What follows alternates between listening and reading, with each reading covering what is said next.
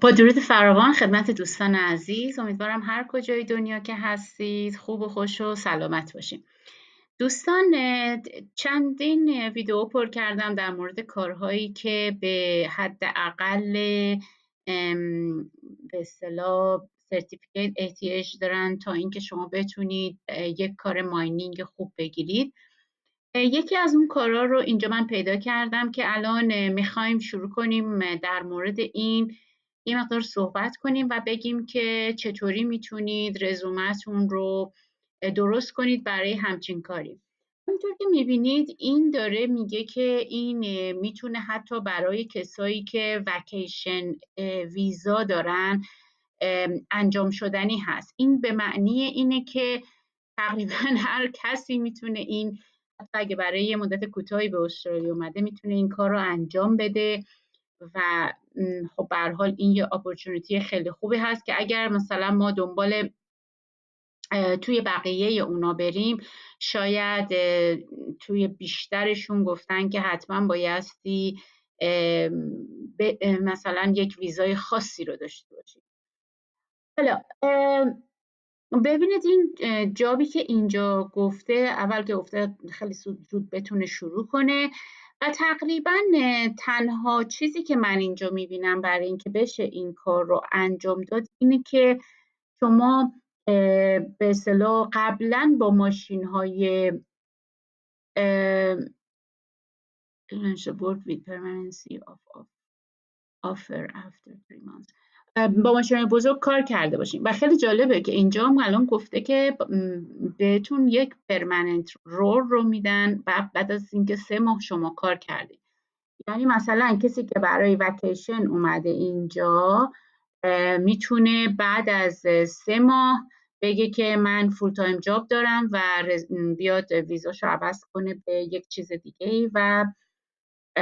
کارشو به اصطلاح ویزای اینجا رو بگیره. خب الان اینجا گفته یه مقدار سایت بیس اکسپریانس داشته باشه، با ماشین های بزرگ هم کار کرده باشه و این خیلی اپورتونتی خوبیه که حالا ما ببینیم که چطوری میتونیم برای این یک ویزای مناسب رو پیدا کنیم، یک رزومه مناسب رو پیدا کنیم. ببینید دوستان، حالا من رزومه به اصطلاح تمپلیت رو قبلا هم برای شما شیر کرده بودم و حالا یک بار دیگه اینو باز میکنم تا براتون یه مقدار بیشتر توضیح بدم. ولی چیزی که میخوام بگم اول که برای یه همچین کاری، همونطوری که بعضی از دوستان میگن، شاید یک رزومه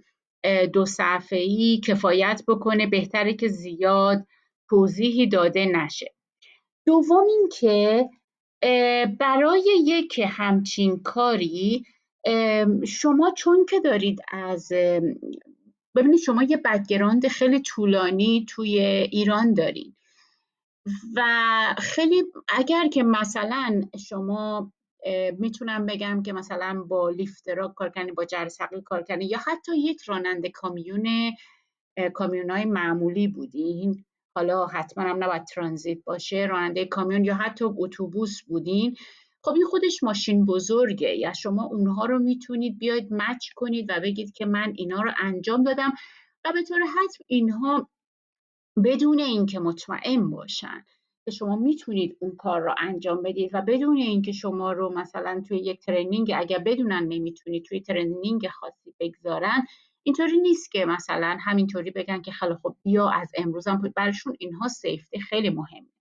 اینکه مطمئن بشن شما کننده اون کار هستید. پس از شما مثلا تست های عملی رو میگیرن که مطمئن بشن شما میتونید اون کار رو انجام بدید و به سیف ترین شکل ممکن میتونید اون کار رو انجام بدید، بعد به شما این شغل رو میدن. به خاطر همین تنها چیزی که اینجا میمونه اینه که شما به این کار دعوت بشید و برای دعوت شدن به این کار